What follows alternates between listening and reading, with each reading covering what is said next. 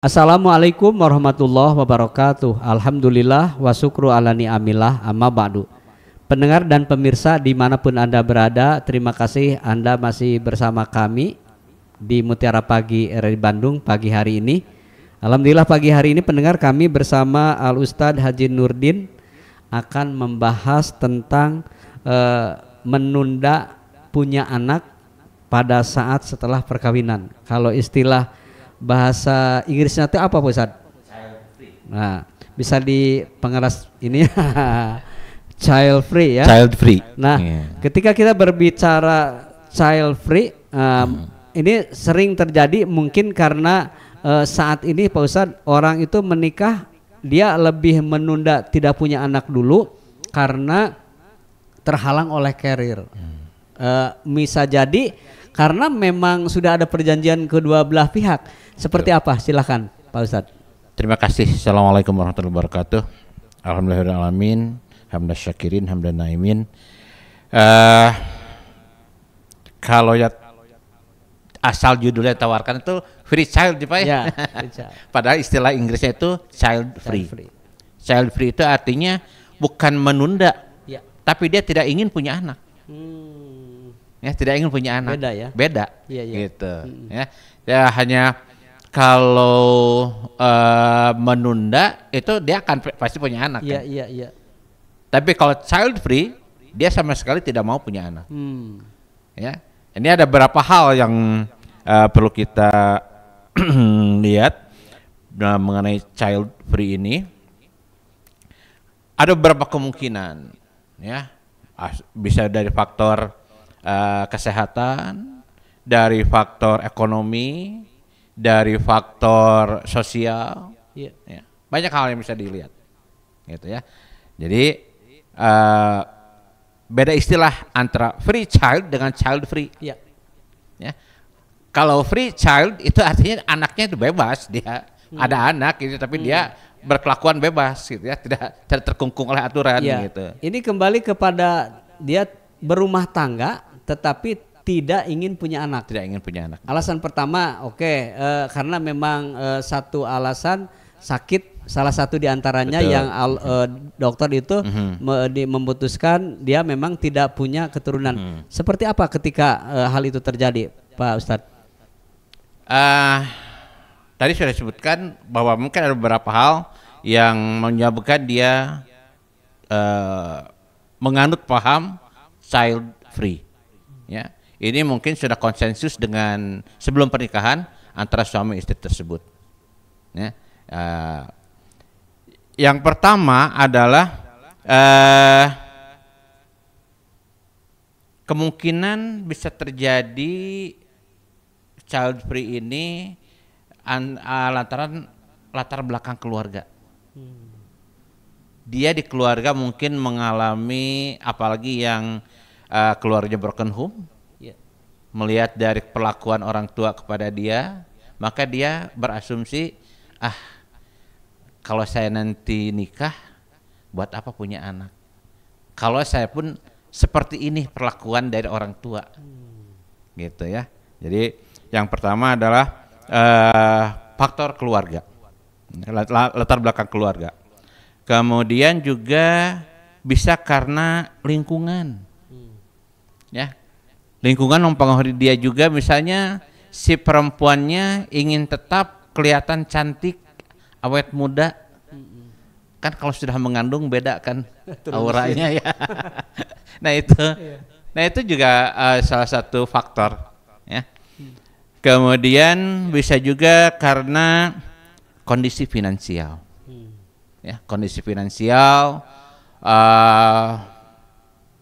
dia ekonominya pas-pasan, tidak bisa menghidupi anak, sehingga dalam kalkulasi dia kalau punya anak maka risiko untuk sehari-harinya akan bertambah, maka dia berkonsensus dengan suaminya nggak usah punya anak lah, gitu. Ya, gitu. Kemudian juga bisa juga dari masalah internal maternal insting. Ya. Maternal insting artinya kejiwaannya sudah terganggu dengan kalau dia punya anak, gitu ya. Dan yang terakhir mungkin alasan personal. Alasan personal, dia tidak mau repot aja, tidak mau repot dengan mengurus anak. Ya, lebih baik nikah sih nikah, tapi saya tidak mau punya anak. Gitu ya. Pak Haji, berbicara pernikahan, pertama justru dengan nikah itu kita ingin mempunyai keturunan. Betul. Yang meneruskan kelangsungan hidup kita. Seorang muslim tentu yang taat, dia kelak meninggal ada yang mendoakan, ada yang meneruskan perusahaannya, betul, ada yang meneruskan perjuangan dakwahnya. Tetapi kenapa belakangan ini dan mungkin masih terjadi sampai saat ini justru dia tidak pengen punya keturunan? Menurut kacamata Islam, selain apa yang disampaikan tadi yang sangat masuk akal, boleh jadi kalau memang dia alasan-alasan lain yang masuk akal, karena memang sesuatu hal yang tidak mungkin kalau seandainya seperti itu. Tetapi ketika dia berkecukupan, kemudian juga tidak ada alasan lain, padahal dia beragama Islam, seperti apa? Ini mungkin pengaruh dari mode sekarang ya, atau misalnya lifestyle sekarang, bahwa ada paham yang mengatakan bahwa kalau punya anak akan lebih cepat tua, ya. Padahal dalam Islam itu diharamkan, tidak boleh itu memotong keturunan, ya.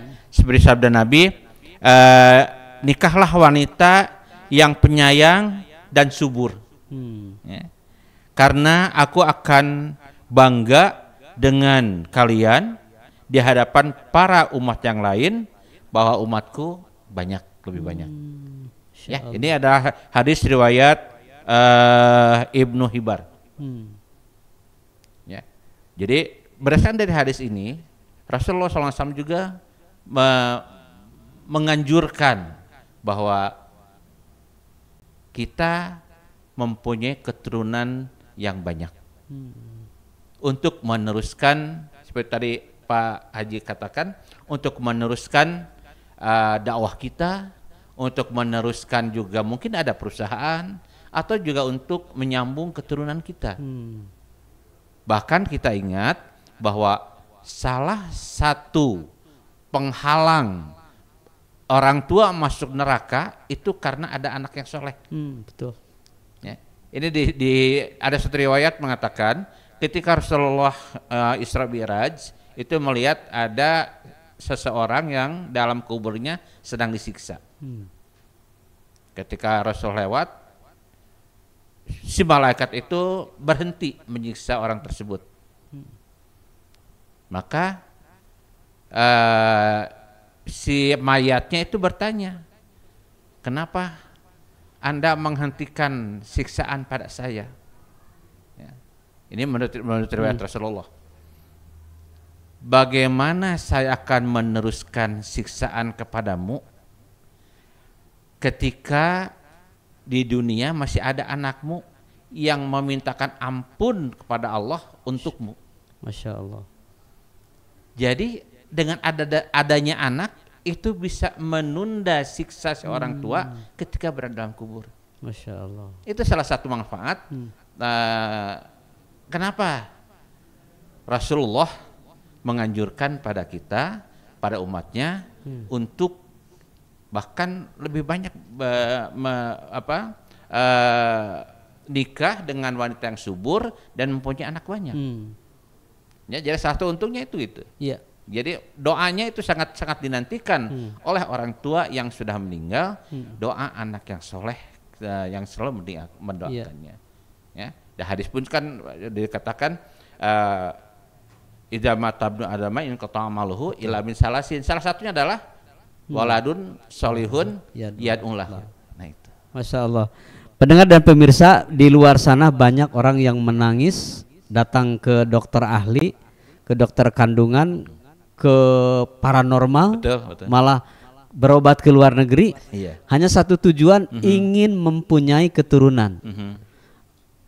Tetapi ada juga mungkin sebagian kecil, mudah-mudahan banyak yang pernikahannya itu justru menunda ingin punya anak, malah sama sekali tidak ingin punya anak karena anak dijadikannya beban, dijadikannya menjadi penghalang kecantikannya, dijadikan masalah dalam kehidupan rumah tangganya.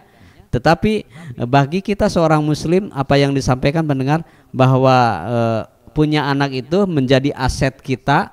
Kelak kita setelah meninggal, apalagi kita meninggalkan anak yang soleh, anak yang akan mendoakan kita, anak yang akan mengalirkan pahala jariah kita, anak juga yang akan memberi mahkota kepada kita. Masya Allah, luar biasa.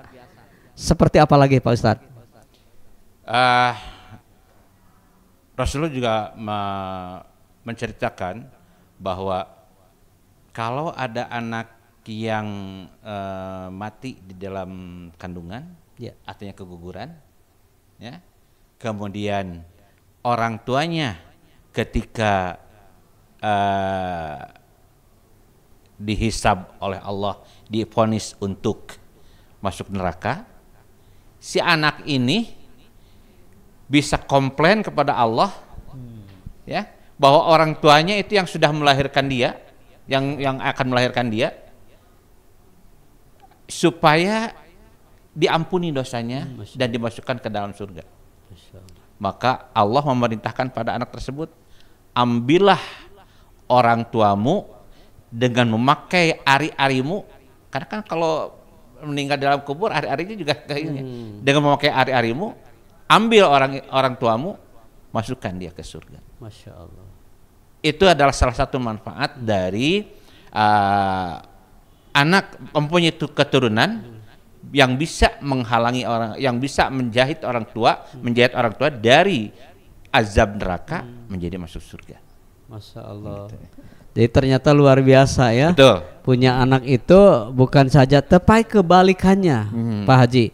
Ada orang yang banyak anaknya bermasalah, malah anaknya ini belakangan terjadi, anaknya sampai sama ibu kandungnya sendiri dihabiskan nyawanya.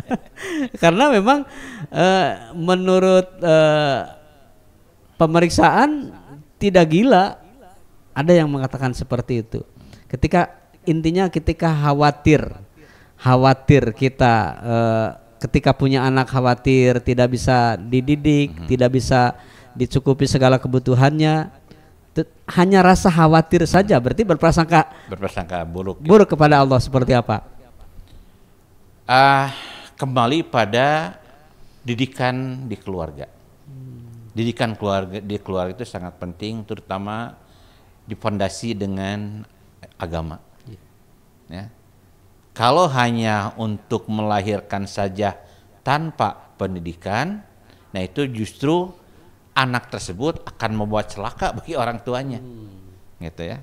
Jadi sertai, kalau ingin punya anak, sertai dengan pendidikan dan dengan pengawasan yang seksama, apalagi di zaman sekarang. Banyak pengaruh-pengaruh dari luar yang sangat dominan terhadap perkembangan anak. Apalagi dengan perkembangan medsos yang sangat masif sekarang ini. Ya. Kalau tanpa pengawasan orang tua, maka anak tersebut akan terjerumus, apakah itu dengan narkoba, ya, dengan pergaulan bebas, banyak macam-macamnya yang bisa membawa anak tersebut ke dalam lingkungan yang salah. Oleh karena itu, ini peran orang tua.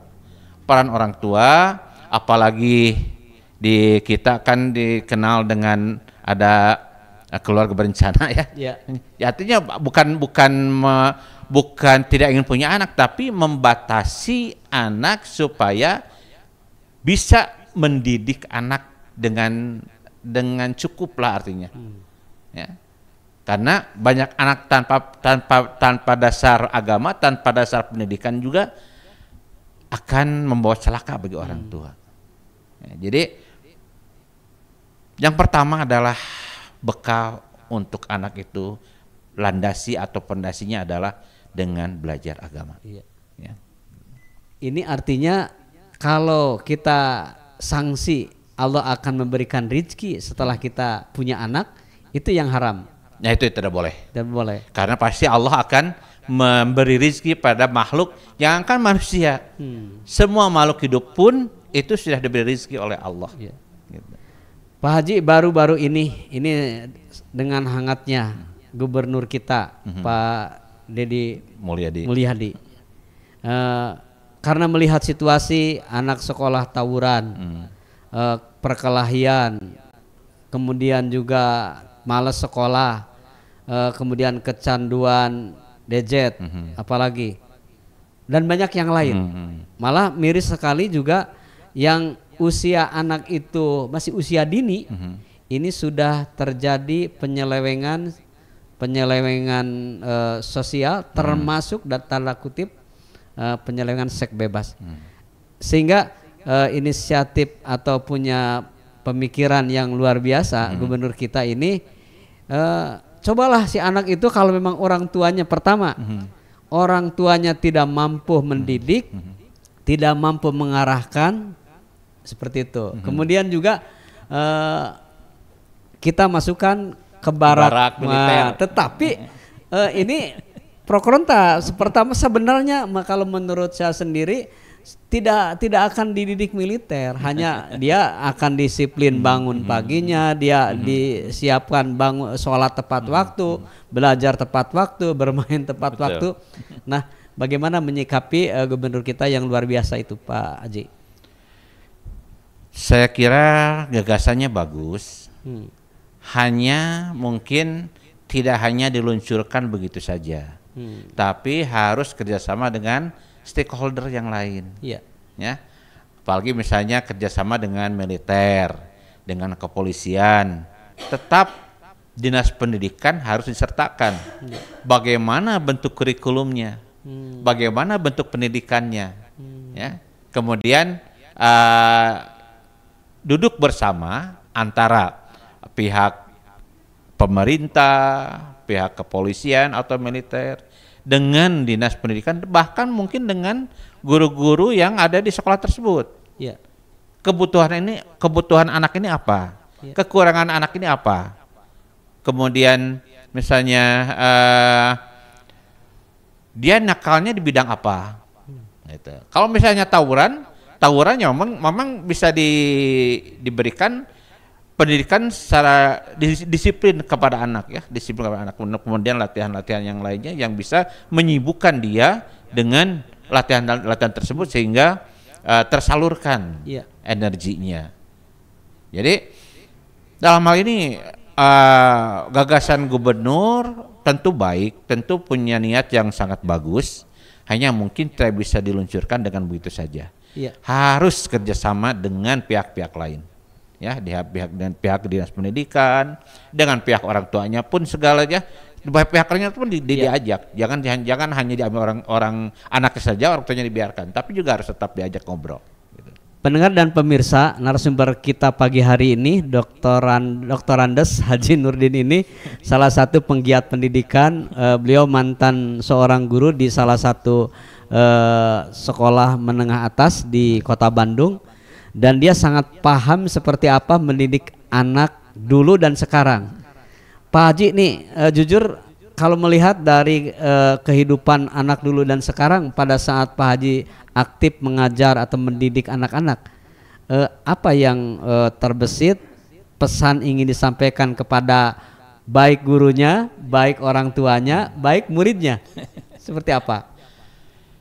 Semuanya itu harus bersinergi antara orang tua, kemudian pihak sekolah, pihak pemerintah, karena kehidupan anak itu kan selama 24 jam, itu di sekolah hanya berapa jam? Banyakannya kan di rumah. Karena itu Ini perlu bersinergi, perlu kerjasama antara orang tua dengan pihak sekolah, ya, memperhatikan anak tersebut, gitu. Pendengar dan pemirsa, di akhir perjumpaan kita, Pak Haji, ketika berbicara tentang tema kita ingin tidak punya anak atau menunda tidak punya anak, apa poin-poin yang harus diingatkan kembali kepada pendengar dan pemirsa? Kita sebagai orang Islam tentu saja ini berdasarkan dari hukum yang diambil oleh kita, yang menjadi dasar kita, yaitu Quran dan hadis, bahwa berkeinginan untuk tidak punya anak itu hukumnya haram. Ya, karena sudah ada dalam Al-Quran itu, ya, dalam Al-Quran, dalam doa sehari-hari kita juga kan diutarakan bahwa berilah kami keluarga yang soleh dan anak-anak kami menjadi qurrata ayun. Betul. Itu kan sudah ada dalam Al-Quran itu. Maka kalau kita berkeinginan tidak punya anak itu haram hukumnya. Ya, justru Nabi menganjurkan perbanyaklah anak, ya, untuk meramaikan dunia ini, dan Nabi akan berbangga dia melahirkan bahwa umatnya paling banyak. Baik. Gitu ya. Kemudian kalau kita masih belum punya anak, jangan suudzon kepada Allah. Kita harus berhusnuzon. Mungkin belum waktunya. Mungkin belum waktunya punya anak. Belum saatnya. Ya. Dan pasti Allah akan memberikan jalan yang terbaik untuk umatnya ketika dia saatnya sudah punya anak, insya Allah akan Allah memberikannya. Baik, terima kasih Pak Ustadz Haji Nurdin. Pendengar dan pemirsa, sampai di sini jumpa kita di Mutiara Pagi hari ini. Insya Allah di kesempatan lain kita akan berjumpa kembali. Mewakili kerabat kerja yang bertugas, saya Casmita Solihin pamit undur diri. Wassalamualaikum warahmatullahi wabarakatuh. Waalaikumsalam warahmatullahi wabarakatuh.